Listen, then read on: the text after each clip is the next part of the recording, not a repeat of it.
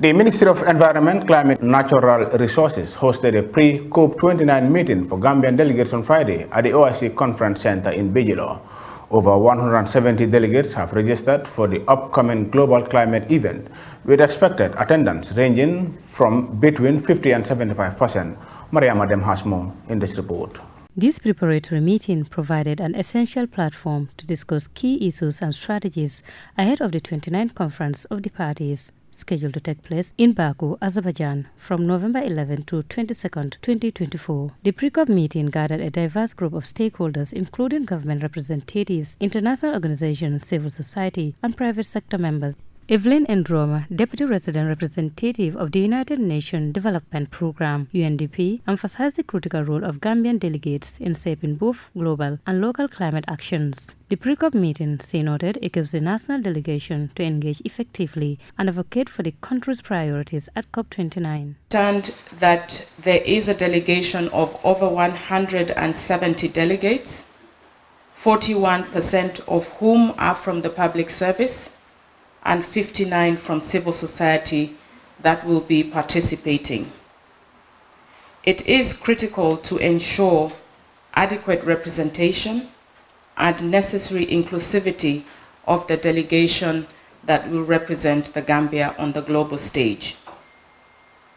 Let us therefore take today's engagement to ensure that we collectively support the sound representation of the great pool of expertise, talent, and skills in the Gambia to represent and fully engage in the global discourse and respective sides. While acknowledging resource limitations, the UNDP representative urged delegates to amplify the voices of those most affected by climate change, including children, youth, women, and people with disabilities, to advocate more effectively for meaningful change on the global stage. This voice is powerful, and together we can advocate for ambitious climate policies and necessary commitments to support implementation and mobilization of resources and innovative financing that reflects the urgency of the crisis that we all face.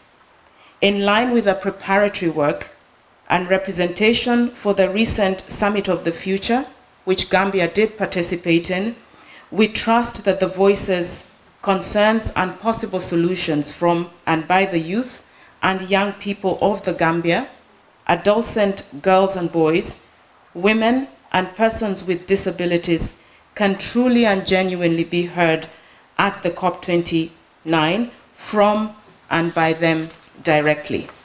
The Minister of Environment, Climate Change and Natural Resources, Honorable John Manjang, reported that out of the 177 registered delegates, between 50 and 75% are expected to attend COP29 due to financial constraints and other factors. She reflected on the progress the Gambia has made in addressing climate change with the support of partners. To inform the listeners that usually those that registered are not all that attend. We could be lucky to have around 75% of those that registered to attend, but it could also be lower than that. So we're expecting around 50% to 75%. So we would only reel down to the actuals when we finally get to Azerbaijan. Some registered, they will not be able to get the funding, some will be hooked up in other assignments along the lines, some other issues will come up, they will not be able to attend. But I hope and pray that all of us are able to attend, because it is an opportunity that we all have to, if we want to really partake in delivering actions towards climate mitigation. Minister Manjang also briefed delegates on the expectations for COP29, underscoring the importance of maintaining professional code of conduct as they represent the Gambia. She highlighted the need for teamwork and a collective focus on advancing the country's climate agenda. But as far as Gambia is concerned, we have been known to be well-mannered. And this we have to enhance to even comport ourselves much better, because we are in a foreign land and we are the ambassador and the mirror of the Gambia. So therefore, in as much as things that we cannot take in our countries, let's try to build our resilience. We are saying we build our resilience for climate change, but this time, let's build our own resilience to withstand whatever challenge is going to come our way during COP. Be patient, be tolerant, be accommodative. show the best sign of respect as much as you can.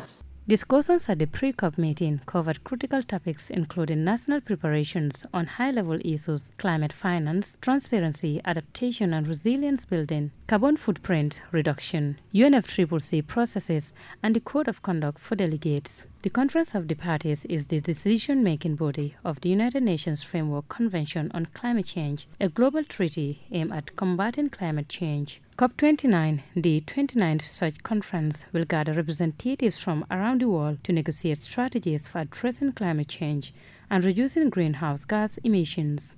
These meetings are crucial in shaping global climate policies and determining actions that countries will take to achieve their climate goals. Maria Madem, reporting for Star TV News.